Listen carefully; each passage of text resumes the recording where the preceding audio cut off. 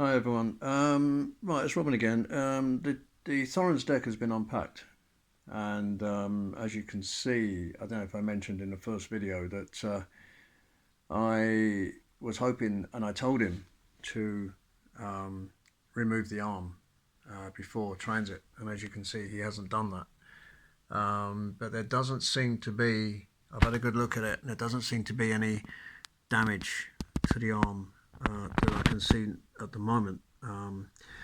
There was a tie, um, a little wire tie that was holding the arm to the clip, just round once, which wasn't very secure, but it managed to hold it.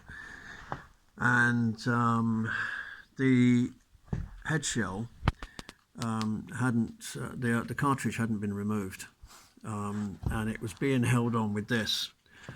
This was just a piece of tape that he'd wrapped around the cartridge, sort of like so. It's an AT91, I believe, cartridge, but from what I can see, there doesn't seem to be any damage to it, but it's very difficult to tell, obviously, without actually playing it on a record and seeing what it does. But you know, first impressions are that it seems okay. The surface plate is very clean. Some finger marks and all that sort of stuff, but that's easy to polish off. And this part, I don't know what you call this part actually. I haven't had a record deck, as I said, for about 38 years. But it seems to go round okay. So there's no sort of, it's not gripping or it's not grinding or anything like that. Another thing is that I did tell the seller to remove the belt, and as you can see, he hasn't done that. So it's been transported with the belt in place, which I'm not too happy about, but I need to check the belt anyways. It may need replacing. And the motor, I've been assured has been okay. But of course it's difficult to say. All these things are going to come later when I play it and make an assessment of the deck and decide what needs to be done. The wood on the deck, so I can catch it in the light here, doesn't seem to have any damage, particularly at the corners, which is where damage appears on most items to do with high fidelity. As you can see, it's pretty good.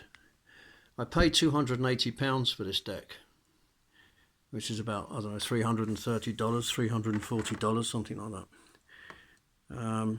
As you can see, it's not damaged in any way. The platter, I've still got all the rubbish from the box in there, like do you remember in the last video. Pretty well boxed anyway, it was pretty well protected.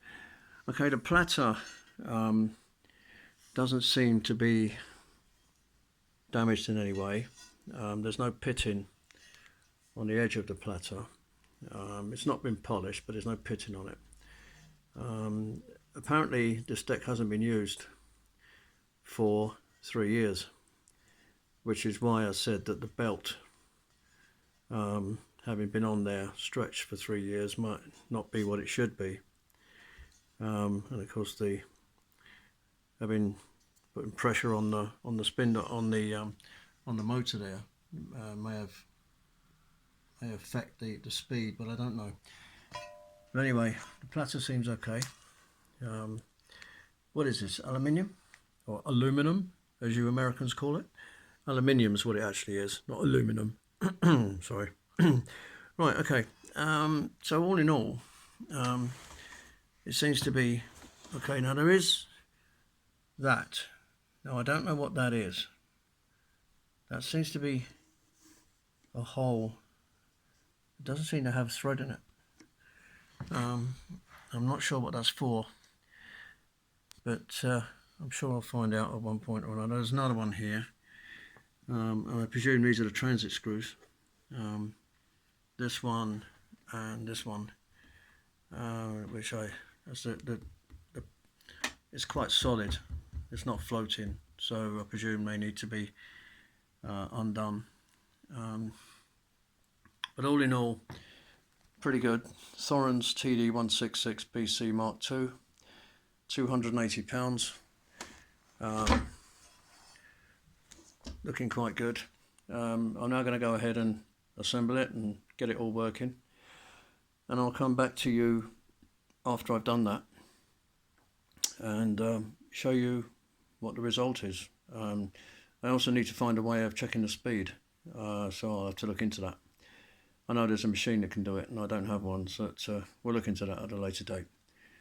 Okay, so it will be going there just next to my Cambridge Audio C640 CD player and A30 Pioneer amp, and space for the deck. So I'll talk to you soon. Bye now.